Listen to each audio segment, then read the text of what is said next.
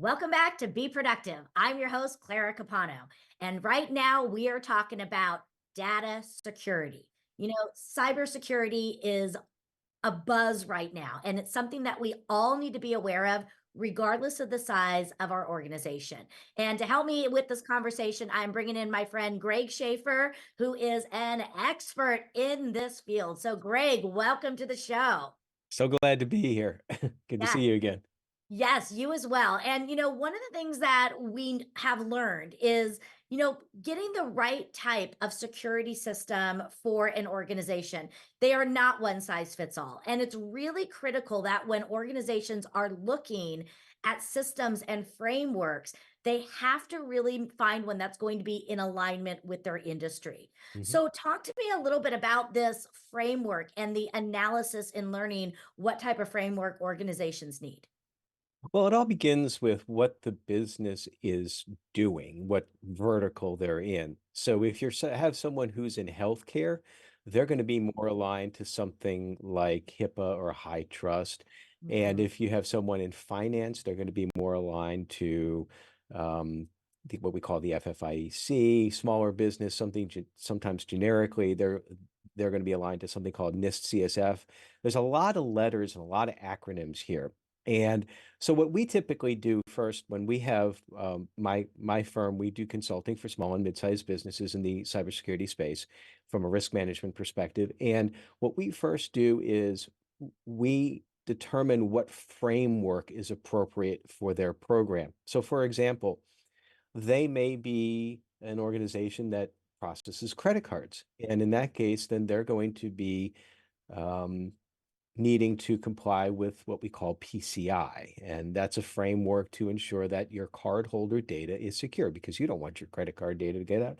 And the business doesn't want it to get out because if it does get out, then they're going to be responsible. And there's going to be some risks and damages there, reputational risks, some financial risk for monitoring and all of that, regulatory risks. So it boils down to several different factors. The first being, again, what industry are you in? The second being, well, what size and maturity are you? Because if you have a startup that is really just starting from scratch, we can't bring you from 0 to 60 in like 0 seconds. There's going to be some beginning baby steps, if you will. So there are frameworks that are more conducive to that. Some small or mid-sized businesses may have heard the terms NIST cybersecurity framework or the CIS top 18 controls, those sorts of things. Those are designed for entry level, if you will, into security programs. But then from there, you can leap into some of the more specific ones that we talked about before. And another one that's becoming more impactful and popular, if you will, among some. If a small or mid-sized business, if they're a federal contractor or if they are sub for a federal contractor, they've probably heard the term CMMC, which is Cybersecurity Maturity Model Compliance or certification. Mhm. And that's a big topic that's coming down the pipe right now.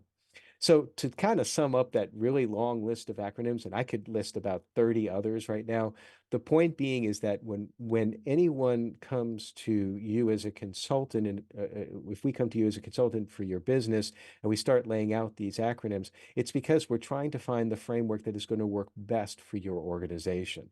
Yeah. And I really appreciate that because I don't think that a lot of, the people who are getting started with this understand the importance of getting the framework that's really going to be best suited for them.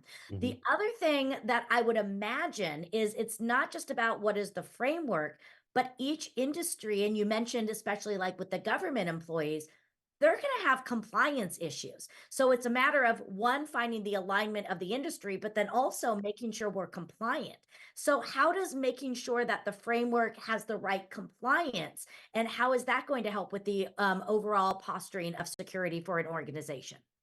Well, we have a saying in the information security field that compliance doesn't equal security. But there's also the truthism that if you have a really effective information security program, and I use the terms information security and cybersecurity somewhat interchangeable, but really cybersecurity is a subset of InfoSec. But if you have an effective program, regardless of the framework, you'll probably meet 90% plus or minus of the compliance of whatever regulatory framework that you're trying to work towards. And so, well, what that means is you don't want to build a security program just towards compliance. You want to build it from good standards and following best practices, but it can also be the catalyst for a small or mid-sized business really enhancing their security program. And I'll give you a quick example on that. One of the business enablers that's become more and more prevalent for SMBs in the past 5, 6, 10 years is that you have their potential customers asking for verification of their security program, usually through what they call a SOC 2 audit. And a lot of times the SMB will reach out to folks like us saying, what is a SOC 2 audit? Well, it's basically they're meaning to find out that their security program, if they want to do business with you, that it's up to snuff. So the business that reaches out to us maybe didn't consider security as much as they should have beforehand, but now that it means revenue, potential further revenue, then they realize, well, perhaps then we need to really build this framework. That's a common gateway, if you will, into building information security programs for SMBs. Yeah. You are such a wealth of knowledge in this area, and I want to do our best into really making sure that we're boiling this down to some of the key ingredients so that the person out there that's starting, and I know you have such a passion for working with small business owners. Talk to us a little bit about the process, and can you explain the process of getting the alignment that you need across all these different multiple frameworks? So in a lot of cases, some businesses really only have to align to one framework. And in that case, it becomes really simple. But as they grow, often they have other requirements. And what we always suggest is that you build your what we call control catalog, not based on any particular framework. And just briefly, where I'm going with that is you can have a framework. The framework has requirements. And then sometimes organizations will write their list of controls, things that they do to lower risk, directly associated with that wording there. And then if you go to another framework that suddenly you got to become compliant with, like again, maybe PCI, well, it might not match up. So we encourage building a high level control listing that can easily then map to different frameworks. So Mm, typically a control list shouldn't be anything more than like, if you have more than 60 or 70 controls, that's probably a little bit too much. And again, it's nothing complicated. A control is just something that you do to secure information. So encrypting information, that's a control. It's very simple. We just like to use all these fancy words to make that happen. But the control then becomes the glue to making these different frameworks talk to each mhm. other, if you will. Yeah. What I think is so important that I am learning from you, and I can see the power of working with an expert like yourself in your company, is because it's it's so many levels deep. You have to, first of all, again, do the assessments. You've got to make sure you're in the right framework. But what I also love that you just talked about is as the company grows, as the organization goes into different levels of, their growth and their hierarchies, you're going to need to evolve along with it. And when they partner with someone like you, you're going to be with them long term. And the thing that I love that you just said is you're going to make it simple for them. This Mhm. doesn't have to be complex. So, Greg, how long have you been doing this? I've been doing information security and information technology for about 34 years.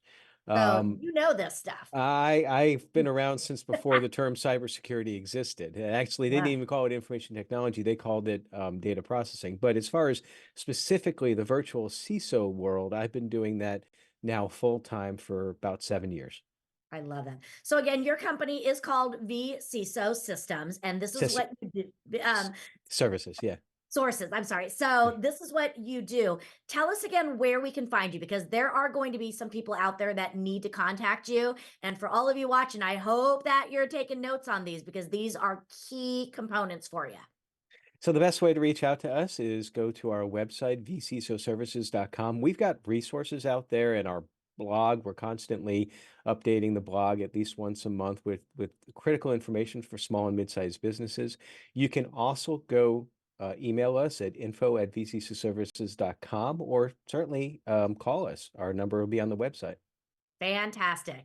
Again, for all of you watching, make sure you are taking time to delve into this. I love that you have a blog. So even if we just need to start educating ourselves, I think so many times we think this doesn't apply to us because we're a small business. And regardless of your size, even if you're an organization of just one, you need to make sure you are getting your framework and your assessments together. So, Greg, thank you so much for being here. For all of you watching, make sure you are taking the steps to ensure that your systems and that the services you're providing for your clients are protected. Stay tuned because we'll be right back for more Be Productive.